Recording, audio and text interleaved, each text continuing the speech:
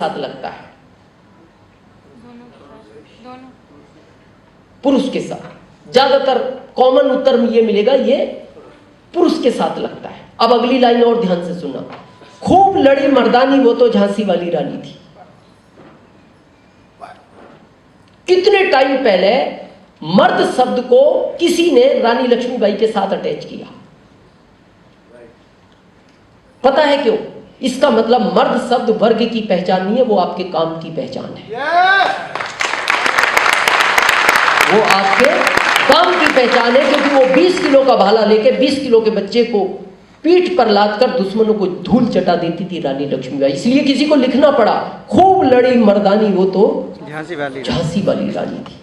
तो मैं आप पुरुषों से कहना चाहता हूं जो अभी भी इसको सीरियस नहीं कर रहे, आज घर जाना, घर में जो आईना होता है उसके सामने खड़े होना और उस आईने से पूछना, ये मर्द शब्द में साथ में रखूं या नहीं। वो आईना जो जवाब दे वैसा डिसीजन लेना। महिला की ताकत हम भूल गए। महिला, आपको पता है, याद करो वो जमाना, हम सब ज्यादातर गांव से जुड़े हुए लोग हैं। 25 किलो की वो बाजरे की गठरी और उधर से दूसरी 25 किलो की, और इनको बात करना शुरू हो गया तो 1 घंटा का इन्हें कोई फर्क नहीं पड़ रहा वो 25 रखा है, बाद में आज क्या बनाया, घर में क्या चल रहा है। आप रखो 25 किलो की और 10 मिनट खड़े होकर बताओ, और खड़े भी होगे तो बात तो निकल ही नहीं सकती। ताकत है इनमें। और ये मैंने अनुभव किया। जिस दिन से मैंने सरोज को फील्ड में लाना शुरू किया, मेरे बिजनेस में स्पीड बढ़ी। बस रेस्पेक्ट करें, कभी भी आए, उनको एक चेयर दें, हमेशा पुरुषों खड़े हो जाएं, जाने का सम्मान करें उनका जहां भी होता है। लेकिन अगर आपने इन्वॉल्व किया और उनको रेस्पेक्ट दिया तो आप कुछ दिन बाद महसूस करेंगे कि देखो लक्ष्मी, और घर में वो कौन है? लक्ष्मी। तो लक्ष्मी लक्ष्मी को ही पसंद करती है। और जिनके आरसी में भी देखना, जिनकी आईडी पत्नी के नाम से, उनका बिजनेस फास्ट है। उनका बिजनेस फास्ट है, किसी का भी देख लो आप। सफायर में कोई हो, पत्नी है, आईडी पत्नी के नाम से। अच्छा, वो अब उस समय वो क्या, एजुकेशन का ये तो फर्क पड़ता है। जब हम ज्वाइन हो रहे तो उसने कहा एक काम करो, मेरी आईडी यहाँ लगाओ, आपकी इधर लगाओ, एक दोस्त की आप यहाँ लगा देना, बाकी मैं देख लूंगी। यहां से ये सफर स्टार्ट हुआ, ये चलता ही जा रहा है, वो देख ही रही है, हर महीने चेक देखती है। पर इन्वॉल्व होने के बाद बिजनेस ने रफ्तार पकड़ी। तो कर सकते हैं। तो जनरली ज्यादातर लोग जाने के बाद उन टायरों को पीछे डाल देते हैं, अगले टायर नए डाल देते हैं। ज्यादातर लोग ऐसा भारत में करते हैं। सहमत है आप मेरी बात से? पिछले क्यों नहीं बदले, अगले नए क्यों डाले? बहुत दिन से आप कार चला रहे हो, आज शायद आपको आपकी जिंदगी समझ में आई। अगले ज्यादा घिसते हैं, चलते जाते हैं। अगले ज्यादा घिसते हैं। क्यों घिसते हैं? क्योंकि उस कार को खींच ही वो रहे हैं। लेकिन बदलने की तो जरूरत नहीं थी। कमजोर हो गए थे तो ठीक है, जब फटते जब बदलते। क्यों टाइम के पहले बदल लिया आपने? कोई हादसा ना हो। बहुत ध्यान से समझना, आपको आज आपकी लाइफ समझ में आएगी। जब कार 100 की स्पीड पे हो, पिछला टायर अगर फट गया तो वो कार डिसबैलेंस तो होगी लेकिन पलटेगी नहीं। समझ जाएगी वो कार, पलटती नहीं, पिछला टायर फटता है। लेकिन अगला 100 की स्पीड पे टायर फट गया तो वो कार में जितने लोग हैं एक भी नहीं बचेगा। वो फिर डिसबैलेंस नहीं, वो पलटी ही खाएगी। फैक्ट है ये।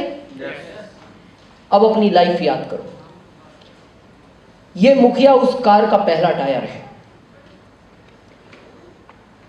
सबसे ज्यादा चलता है, ना टाइम पे खाता है ना टाइम पे सोता है, पूरी कार इसके भरोसे है।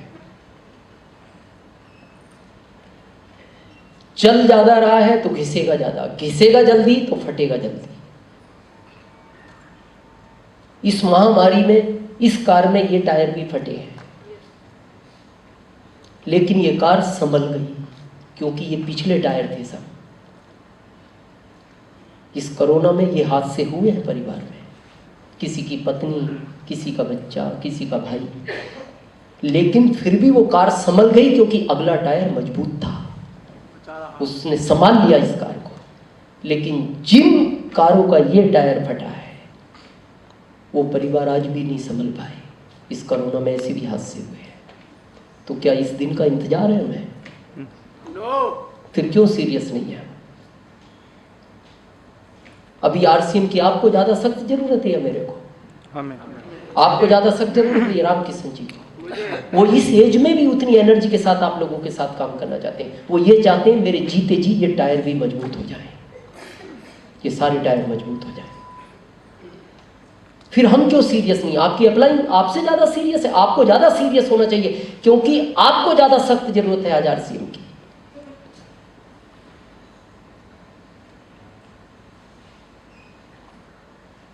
दूर बिछड़ना तो छोड़ दो, जब गैप हो जाता है ना, गैप, तो आदमी परेशान हो जाता है इस दुनिया में। शायद आपने उस चीज को कभी पढ़ा नहीं। श्रीमद् भागवत गीता जी में लिखा है कि कृष्ण भगवान जब द्वारिका चले गए थे मथुरा से, और वहां जाने के बाद उन्होंने सोने की द्वारिका समुद्र में बना ली थी। तो उद्धव जी जब वहां से आ रहे थे मथुरा के लिए, तो कृष्ण भगवान से उन्होंने एक शब्द पूछा था, प्रभु मैं मथुरा जा रहा हूं, आपकी मां आपके बारे में पूछेगी तो मैं क्या कहूं? ये लाइन सुनते ही कृष्ण भगवान की आंख में से आंसू आ गए थे। आप सोचना कभी, जो दुनिया के आंसू पोंछता है उसकी आंख में मां का नाम सुनते ही आंसू आ गए, जबकि मां थी। ऐसा नहीं मां इस दुनिया में नहीं है, मां मथुरा में थी, केवल गैप ही तो था। वो द्वारिका थे, वो मथुरा थी। तो उद्धव जी ने जब वो आंसू देखे तो उद्धव जी ने कहा, प्रभु आपकी आंख में आंसू मैं समझ नहीं पाया, आप तो दुनिया के आंसू बंद करते हो, आपकी आंख में आंसू कैसे आ गया? तो उन्होंने कहा, उद्धव जी तुमने बात ही ऐसी पूछी कि मां पूछेगी तो मैं क्या कहूं?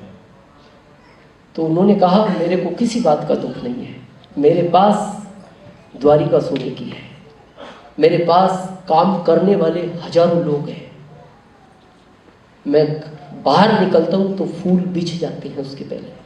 पर एक लाइन उन्होंने कही थी, उद्धव मैया से कहना तेरा कहना याद करे,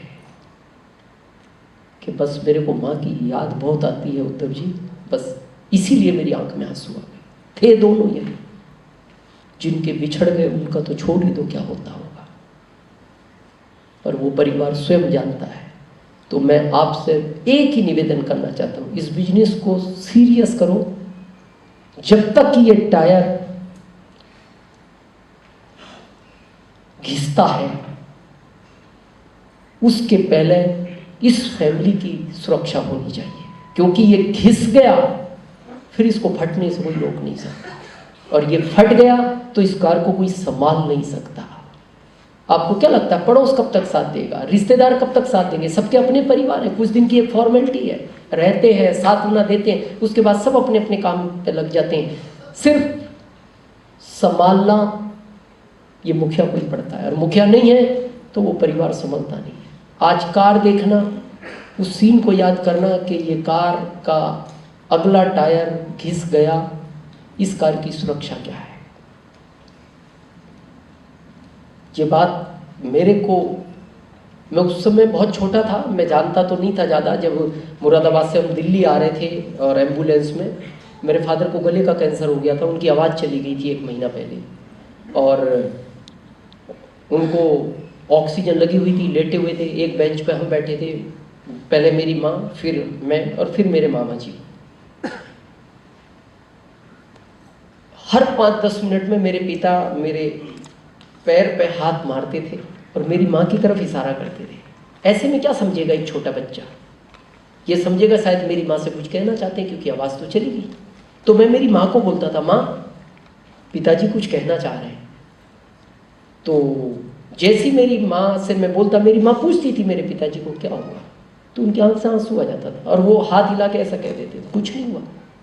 और ये बात 20 बार हुई उस सफ़र में।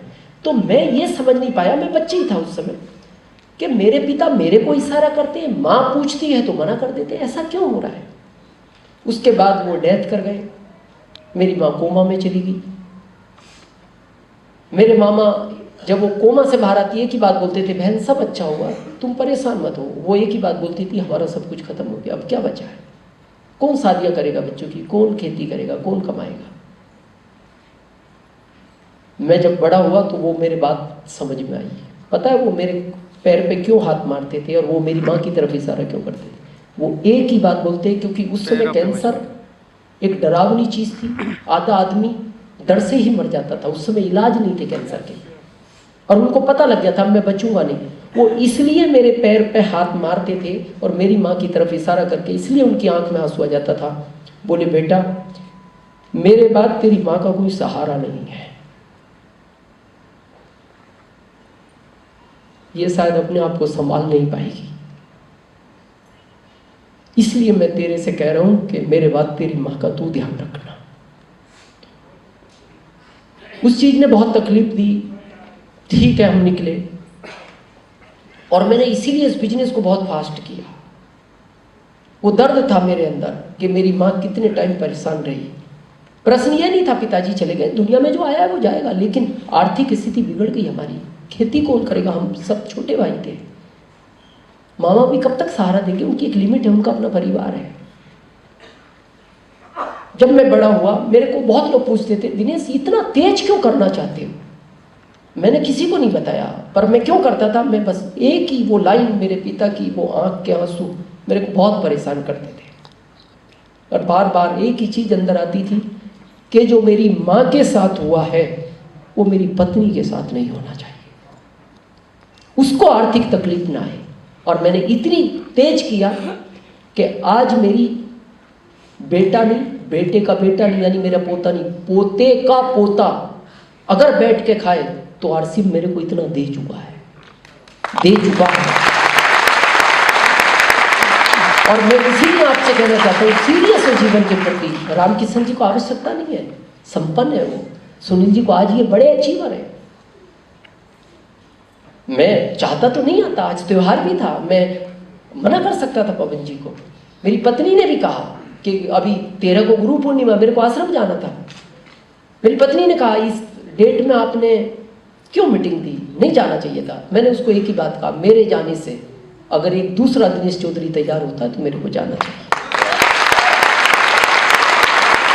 तो बस लास्ट में हम मीटिंग को ख़त्म कर रहे हैं। मैं आपसे फिर कहता हूँ, सीरियस हो, घर जाके एक बार अपने परिवार को देखना, सीरियसली होकर इस सिस्टम को इंतजार नहीं करना, फास्ट गति से करो। हम सब आपके साथ हैं, आपने हम सबको सुना, इसके लिए आपके बहुत आभारी है। Thank you.